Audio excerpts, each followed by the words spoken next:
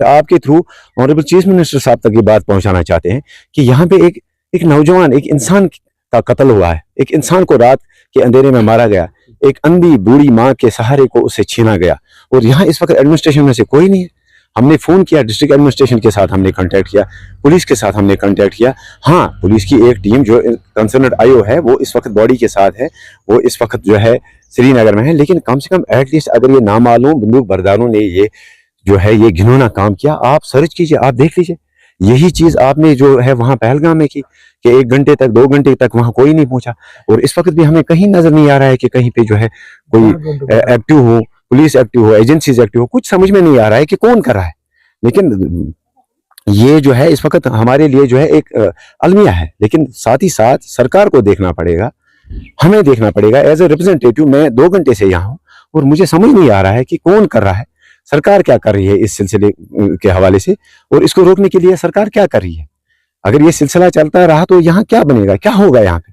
तो मेरी आपके थ्रू ये मोलबाना गुजारिश है अपने एडमिनिस्ट्रेशन को, सरकार को, ऑनरेबल चीफ मिनिस्टर साहब को, कि पिछले 2-3 दिनों से पहलगाम जो हुआ, मैंने प्रोटेस्ट किया। सबसे पहले मैंने अपनी कॉन्स्टिट्यूंसी में प्रोटेस्ट किया। हम मजम्मत करते हैं, कड़े अल्फाजों में मजम्मत करते हैं, ये बिल्कुल एक टेररिस्ट एक्ट था।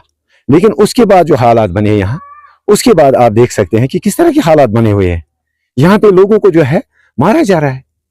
तो मतलब इंसान है, एक नौजवान की मौत हुई, लेकिन कम से कम हमें नहीं लगता है कि कोई सीरियसनेस दिख रही है इस वक्त सरकार की तरफ से इस चीज को की रोकथाम के लिए।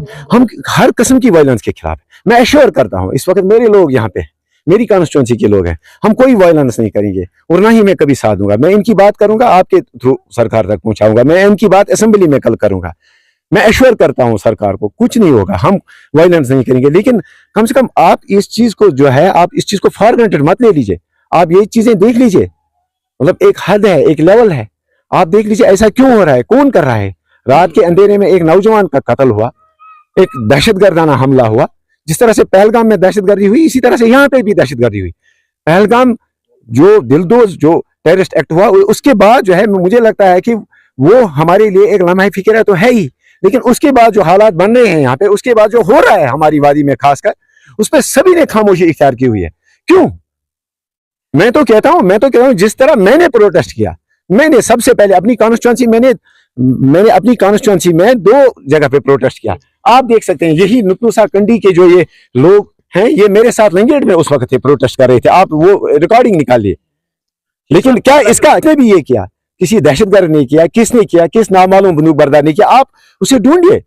जिस तरह से हम डिमांड करते हैं कि पहलगाम के जो कातिल हैं उनको फांसी दे दीजिए, इसी तरह से इसको भी फांसी दे दीजिए।